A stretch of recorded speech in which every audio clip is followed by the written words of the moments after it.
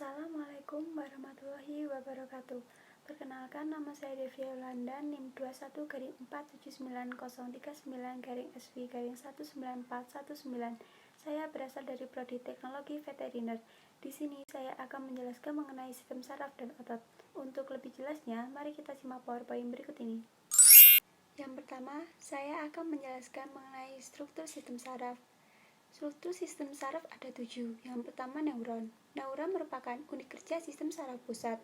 Terdiri dari 12 nefron kranial, semua nefron spinal, dan cabangnya. Fungsinya sebagai penghantar informasi berupa rangsangan atau impuls. Yang kedua adalah akson. Akson merupakan bagian yang bertanggung jawab dalam transmisi impuls listrik dari suatu sel ke sel yang berikutnya yang akan berujung ke target, yaitu organ maupun otot.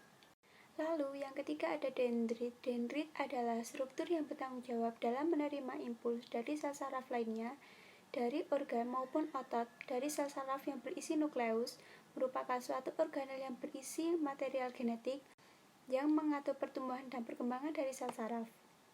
Yang keempat ada selubung mielin. Selubung mielin membantu dalam kecepatan konduksi impuls listrik yang melewati sel saraf. Selanjutnya ada nodus Ranvier. Nodus Ranvier adalah anggota atau titik pada akson yang tidak terbungkus selubung mielin. Yang keenam ada sel Schwann. Sel Schwann adalah sel glia utama pada sistem saraf perifer yang berfungsi membentuk selubung mielin. Fungsi mielin adalah melindungi akson dan memberi nutrisi. Dan yang terakhir ada sinapsis. Sinapsis adalah penghubung antara neuron yang satu dengan neuron yang lainnya. Selain itu, sinapsis juga berperan sebagai titik temu antara ujung akson dari neuron yang satu dengan dendrit dari neuron lainnya, atau hubungkan ke otot dan kelenjar. Berdasarkan fungsinya, sel saraf bisa dibagi menjadi 3.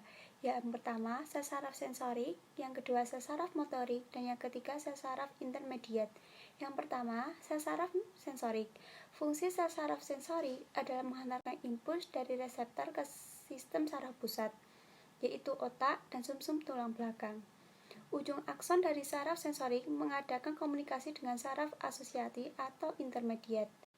Yang kedua, sel saraf motorik. Fungsi sel saraf motorik adalah mengirimkan impuls dari sistem saraf pusat ke otot atau kelenjar yang hasilnya berupa tanggapan tubuh terhadap rangsangan. Badan sel saraf motorik berada di sistem saraf pusat. Dendritnya sangat pendek mengadakan komunikasi dengan akson, saraf asosiasi. Yang terakhir atau yang ketiga adalah sel saraf intermediat. Sel saraf intermediat dinamakan juga sel saraf asosiasi. Sel ini bisa ditemukan di dalam sistem saraf pusat dan berfungsi menghubungkan sel saraf motorik dengan sel saraf sensorik atau mengadakan komunikasi dengan sel saraf lainnya yang hadir dalam saraf pusat. Sel saraf intermediat menerima impuls dari reseptor sensori atau sel saraf asosiasi lainnya.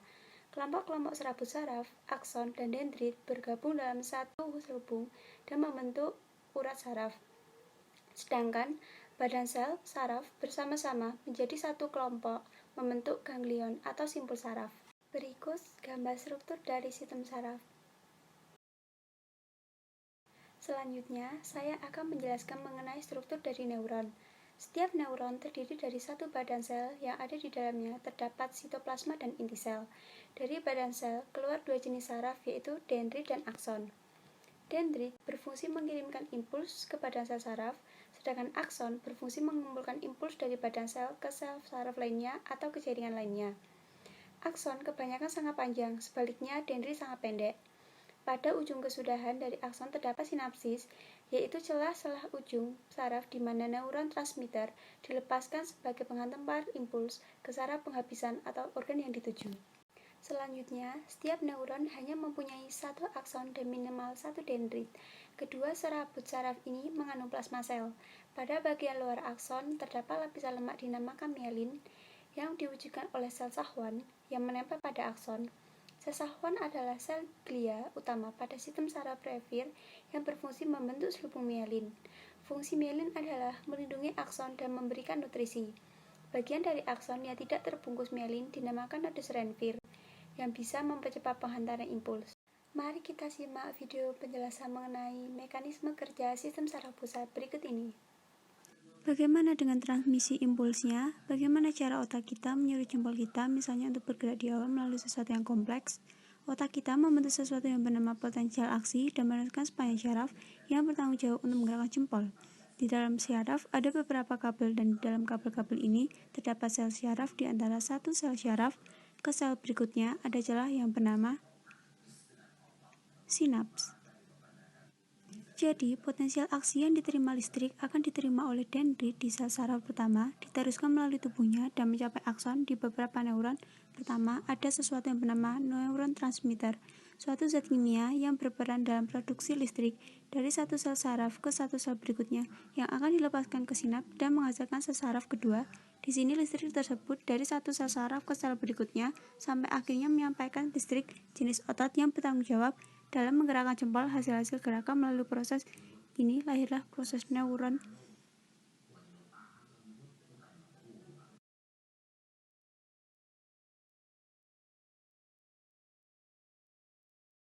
Selanjutnya, saya akan menjelaskan mengenai struktur otot.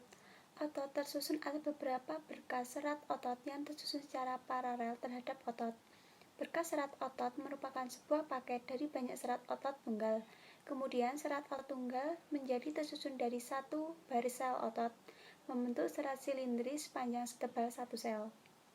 Berikut ini merupakan gambar dari struktur otot. Selanjutnya, saya akan menjelaskan mengenai mekanisme kontraksi otot. Mekanisme kontraksi otot sebagai berikut. Yang pertama, pelepasan asetilkolin neuron transmitter dipicu oleh impuls saraf pusat yang mencapai ujung saraf motorik.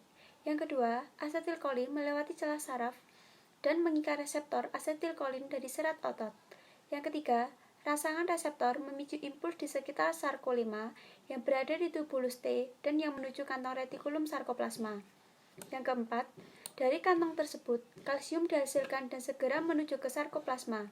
Di dalam miofilamen tipis yang ada di sarkoplasma, kalsium mengikat molekul troponomin.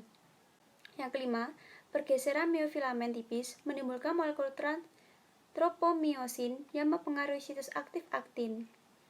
Yang keenam, jembatan miofilamen memberikan energi kepada jembatan miosin. Energi ini digunakan untuk menarik miofilamen tipis. Adenosin trifosfat mengulangi siklus ini terus-menerus. Dan yang terakhir, filamen seluruh otot mendak ketika filamen melewati miofilamen yang tebal.